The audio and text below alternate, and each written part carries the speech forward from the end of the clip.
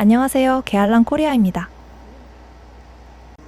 오늘은 서울 사당동의 15층 아파트 창호 교체를 보여드릴게요.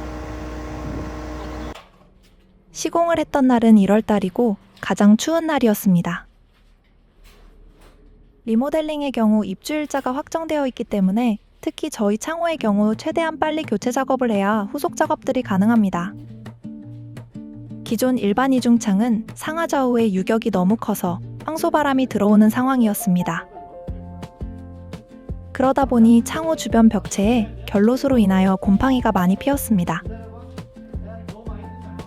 구축 아파트는 대부분 창호 주변 부위에 폼을 쏘지 않고 사춘 미장을 하는 경우가 많았습니다. 그래서 샤시만 철거하고 프레임 틈새는 아이소핑크로 채워주고 내부에서 다시 프레임 쪽에 단열 마감을 덮어 씌우는 방법을 채택하였습니다. 내부에서 단열 선상을 끌어올려 열교를 줄여주는 방법을 택한 것이죠.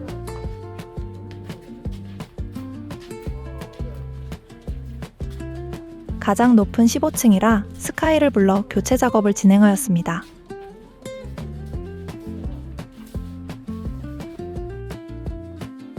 하필 제일 춥고 강풍이 세게 부는 날이어서 유리는 조금씩 씻고 올라왔습니다.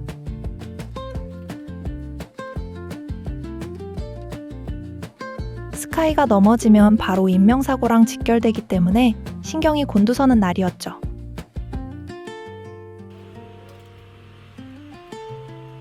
계속 오르락내리락 하면서 철거 및 자재 반입을 하였습니다. 기존 창호의 샤시 일부는 유격이 너무 커서 조금만 바람이 세게 불면 샤시가 빠질 것처럼 위태롭더군요.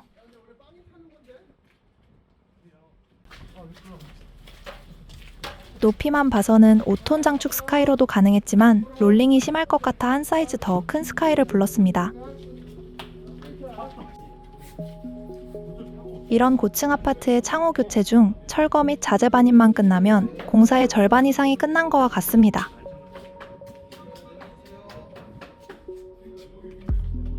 창틀은 그냥 쉽게 반입하지만 역시 무거운 3중 유리 반입이 제일 어렵습니다.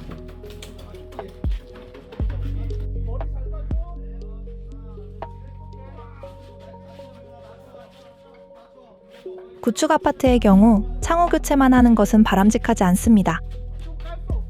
내부에서 벽체 단열도 보강하여야지만 단열 효과가 올라갑니다.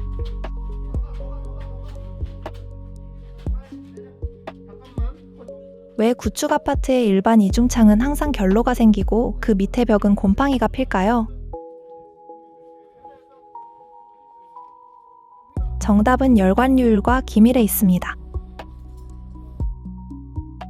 구축 아파트 및 옛날 집들은 벽체에 단열이 거의 없다시피 하고 콘크리트 또는 시멘트 벽돌에 마감이 된 경우가 많습니다.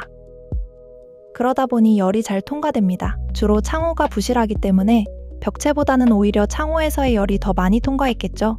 이렇듯 열이 통과하는 것을 수치로 나타낸 것을 열관류율 또는 열통과율이라고 합니다. 열관류율 수치가 높은 것이 열이 잘 통과되고 수치가 낮을수록 열 통과율이 적어지게 됩니다. 옛날 집들은 아무래도 창호도 그렇고 벽체도 단열이 없었기에 둘 다 열관류율이 높아 열과 습기가 잘 통과되었습니다. 콘크리트를 ULA하고 일반 이중창을 UF라 했을 때 열관류율이 벽체보다 일반 이중창 쪽이 높았습니다. 그러다 보니 습기가 주로 창호 쪽으로 몰려 결로가 잘 생겼고 평소에 결로수를 잘 닦아주거나 환기를 잘 시키면 벽체에 곰팡이까지 피지는 않았습니다. 그러나 추운 겨울날 그렇게 관리한다는 것이 말이 쉽지 행동으로 실천하기는 매우 어렵습니다. 그래서 그 결로수가 벽체 쪽으로 내려오고 벽체 쪽도 단열이 안 되니 습기가 붙어 거기서도 결로가 생기는 등 엉망진창이 되어버리죠.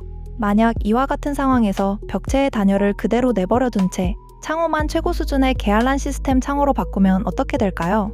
기존에는 상하좌우 유격이 큰 일반 이중창을 사용했기에 기밀이 안 되니 습기도 창호를 통해 배출이 되었습니다. 그러나 사면 압착 방식의 기밀 제로인 저희 계알란 시스템 창호를 시공하게 되면 그 습기마저 빠져나갈 곳이 막혀버리게 됩니다. 저희 계알란 창호 쪽의 열관류율이 아까와 반대로 월등히 낮아지게 되고 벽체의 열 통과율이 높아지게 되니 자연스레 벽체 쪽에 습기가 몰리게 됩니다. 그래서 벽체에 단열 보강이 없이 그냥 창호만 교체하게 되면 벽체의 결로가 더 심하게 생기고 곰팡이가 더 많이 피게 됩니다.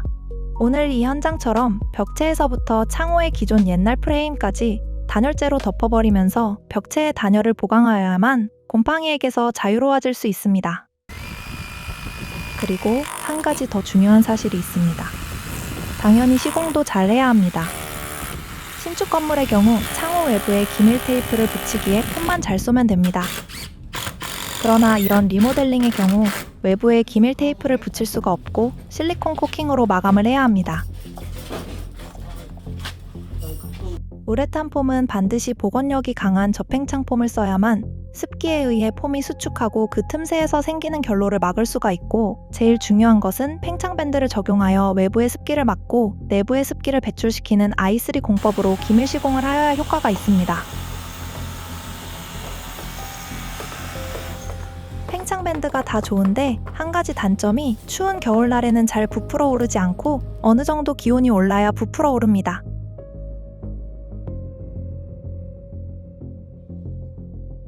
리모델링 공사의 경우 팽창 밴드가 마냥 부풀어 오르기만을 기다릴 수는 없겠죠? 그래서 저희 공장에서 미리 부풀어 오르게 한 다음 현장에서 끼워 넣어 그 문제점을 해결하고 있습니다.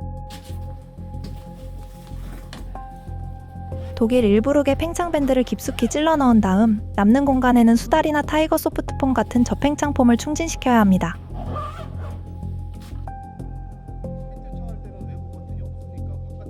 영상에서처럼 남는 20mm 공간에 저팽창 폼을 충진시켜 단열을 보강하여 줍니다. 기존 제거하지 않은 이중창의 프레임에는 크랙이 있을 수가 있어 일부룩의 기밀 테이프를 붙여 보완을 해줍니다.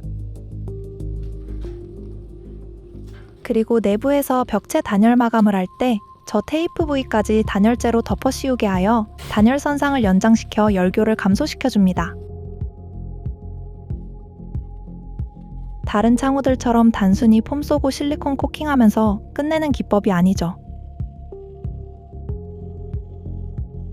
구축 아파트의 경우에는 기존 창틀까지 철거하기보다는 내부에서 단열 보강을 하여 열교를 줄여주는 공법으로 시공하는 것도 괜찮습니다. 일반 창호는 조인트 부분에 여유를 너무 작게 주어 그나마 폼 충진 공간도 최소화시키는 경우가 많은데 저희는 오히려 그 반대입니다. 조인트 부분에 공간을 확보하여 팽창 밴드와 폼을 듬뿍 충진시켜 열교를 줄이고 습기를 외부로 배출시키는 공법이 저희의 시공 방법입니다. 어느덧 1월의 가장 추운 날에 시공하여 힘들었던 아파트 현장의 창호 교체가 끝났습니다. 아파트의 경우 특히 이삿짐이 들어오는 부분의 창호 설계가 중요한데 건축주님께서 강조하셔서 양쪽 개방 창호를 반영하여 이사도 잘 끝났습니다. 이삿짐이 들어오기에 무리 없는 사이즈입니다. 아파트의 뷰도 너무 좋습니다.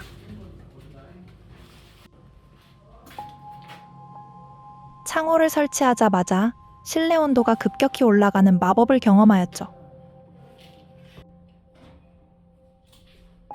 율아파트 리모델링의 경우 특히 열관류를 잘 이해하고 거기에 맞는 공법을 채택하여 시공하는 것이 중요합니다. 계알란 코리아였습니다. Gjalan. Inovația ca sistem.